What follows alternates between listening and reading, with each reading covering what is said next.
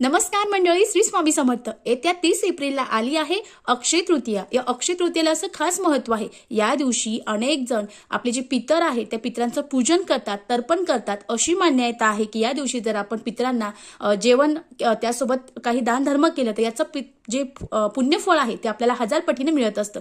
मग आपल्याला आपल्या घरामध्ये जे पितर आहे त्यांना जेव घालायचं आहे किंवा त्यांना घास घालायचा आहे. मग कसं करायचं किंवा जी आगारी आहे ती कशी टाकायची बघा. आपल्याला दुपारी 12:30 ते 3 या वेळेमध्ये आगारी टाकायची आहे. मग आगारी कशी टाकायची किंवा त्यांना जो घास आहे तो कसा खाऊ घालायचा, तर आपल्याला आपल्याकडे जर होम हवनचा कुंड किंवा पात्र असेल तर चालेल, नसेल तर तुम्ही एखादं तामण किंवा स्टीलचा ताट घेऊ शकता. त्यावर आपल्याला एक जी गौरी आहे शेणाची ती घ्यायची आहे. त्यानंतर आपल्याला त्यावर शुद्ध गाईचं तूप टाकायचं आहे आणि थोडासा कापूर टाकायचा आहे आणि ते पेटवायचं आहे. ते घेऊन आपल्याला मुख्य दरवाजामध्ये बसायचं आहे. तुम्ही जोही स्वयंपाक आज अक्षय तृतीयाला केलेला आहे तो पूर्ण स्वयंपाक एकत्र करायचा आहे. सर्व एकत्र करून त्याचा काला किंवा मिक्स करायचा आहे आणि त्यानंतर थोडं थोडं आपल्या त्या आगारीवर म्हणजे त्या आपण जे पेटवलं आहे त्यावर टाकायचं आहे आणि आपल्या पितरांचं स्मरण करायचं आहे, त्यांना नमस्कार करायचा आहे. याने तुम्ही जोही स्वयंपाक तयार केला, नैवेद्य तयार केला तो पितरांना लाभणार आहे आणि ते तुम्हाला भरभरून आशीर्वाद देणार आहे आणि त्यांचा जो आत्मा आहे तो तृप्त होणार आहे. व्हिडिओ कसा वाटला कमेंट्स करून नक्की सांगा. श्री स्वामी समर्थ. धन्यवाद.